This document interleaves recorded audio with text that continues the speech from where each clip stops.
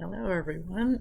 Back for installment two on my career journey to becoming a lecturer in a college setting. So, I'm going to call this part two of the long and winding road. Anyways, where we left off, I had just decided to go back to graduate school because I didn't really like the job I was in at the time. Maybe not the best choice, but what do you do when you're in your early 20s and you don't know what to do? For me, it was go back to school. So I started my graduate school in a cancer biology program. I liked very much. The people were great and the support there was great. And so I really got into it. I started doing some experiments in the labs. We try out different labs at first and see kind of where is a good fit for us. And I found a lab that I thought was a good fit for me and for them. So I joined that lab and I, got to work, wanted to go guns a-blazing, gung-ho right into the whole thing, and I did. Um, but as the time passed, and I would say about a year or so, I realized that the whole process of going through graduate school in a scientific setting like I did was to groom us or apprentice us for becoming research scientists. And I loved doing the research. I loved, going to the lab bench and getting my hands wet and making solutions and doing all sorts of things that were hands on. But I realized that in graduate research that the end goal is to become a full professor, and in doing so you very rarely do any of the lab bench research anymore. You spend a lot of time managing graduate students and other employees, and you spend a vast majority of your time writing grant proposals to fund your lab and fund the research.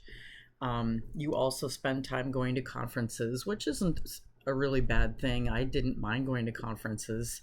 I didn't do it for the same exact reasons because I was at a much lower level, but trying to get the word out and writing papers and doing all that. And while I enjoyed writing the papers and going to the conferences, I wasn't really that keen on doing the grant writing stuff and just spending so much time doing all of that stuff and not ever doing anything in the lab anymore.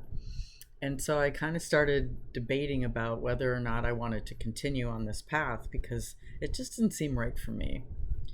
The other thing that kind of put a wrench into my experience as a graduate student was there was one person in our lab that was very self-centered, is probably the nicest way I can put it. Wasn't terribly mean, but tend to want to hog up all the equipment. And if you work in a lab or ever have, you know that there's lots of different pieces of equipment, and sometimes you don't have enough of those large, expensive pieces of equipment for everyone to have their own set. So we would have to kind of sign up to use a water bath at a particular temperature or to use the machine to do the PCR analyses and so on and so forth. And this person would come in very early every day and sign up for all the slots of all the different pieces of equipment. And so it got to be where, well, how can I get my work done when I can't use the equipment that I need to use? And so that was very frustrating to me. I talked to my major advisor about it, and he was very disappointed. Of course, first here that I didn't really want to stick around in this program. And it was nothing against him. He was a great advisor and continued to be a great advisor, foreshadowing.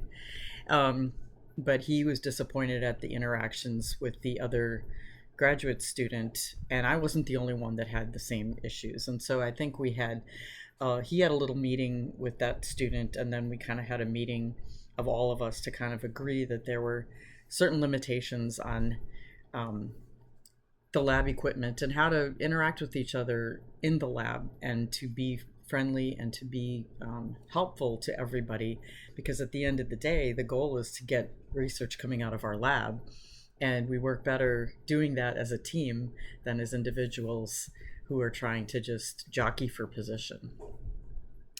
So I was still thinking about leaving graduate school because I didn't really want to become that research professor. I just knew that wasn't for me.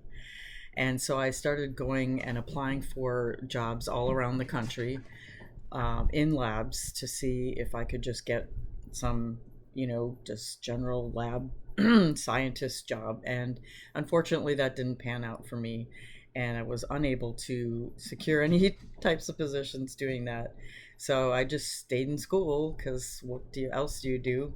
The good thing about graduate schools with science is that they do give you a stipend. It's not a lot, enough to live on, enough to survive, but I didn't have to get a job on top of that. And I also had secure money coming in, so I stuck with it. Okay, so that's part one of the journey in graduate school, and part two will be in the next video. So see you soon. Bye.